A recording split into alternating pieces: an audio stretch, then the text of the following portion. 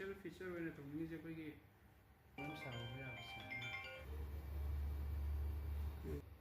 अहानबा मक्तदा थौबालदा लेरिबा जापना मपु new year सही होगी wish पिजबगा लोइना हंदकी February लाइब थासिगी अखोगी मियामगी नुमित असी अखोई अहानबा थांगजा खुदिंगी पांगथोकपगुम हंदकी ओइनासु अहानबा थांगजा नुमित फेब्रुआरी की तांग अमसिदा अखोई डीसी ऑफिस ता लेबा अखोई काउंटिंग हॉल दा सुंसोय सोयदना पांगथोकजरगनी मतमना मियामगी नुमितसी अखोई पुंग 10 अयुकी हौरगा नुथिंगी पुंग 2 फावबा तौजगनी अदुगा मियामगी नुमितसिदा लाक्पीबा मीसिंगी रजिस्ट्रेशन अखोई अयुकी पुंग 9 मखाइदगी हौजरगा पुंग 1 मखाइ फावबा अखोई रजिस्ट्रेशन तौबिबा यागनी अदुगा ममांगदा तौखिबा सिंगी कितंग खेना बारगा हंदकी मियामगी नुमितसिदादी अखोइना स्पेशल ओइना अखोइगी भारत की प्रधानमंत्री ने लौथोपीखिबा अखोइगी PMJY हेल्थ कार्ड सिगी सही 50 हेलब मियोई सिंगी कार्ड साबगी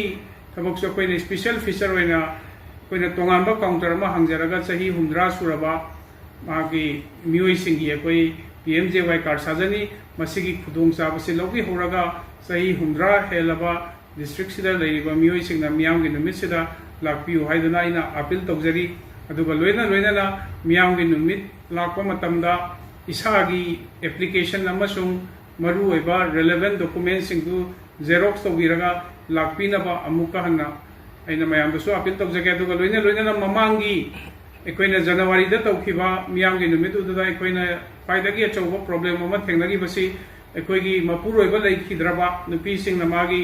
विडो पेंशन तानबा लाक्पा मतमदा अखोइगी मपुरोइबसि लेखिद्रे हाइबगी डेथ सर्टिफिकेट से पुबिरक्तबा अदुना विडो पेंशन तानबीगा दौबसिंगनदी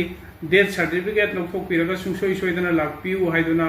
अपील तौजगे फेब्रुआरी की तांग अमा सिगी अयुक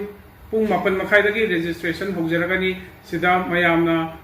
सुंसोय सोयदना लाक्पिरगा डिस्ट्रिक्ट एडमिनिस्ट्रेशन मयामगी याइफनबगीदमक्ता पाइखतचरिबा मियामगी नुमितसि माइ पाकना बोनबिदा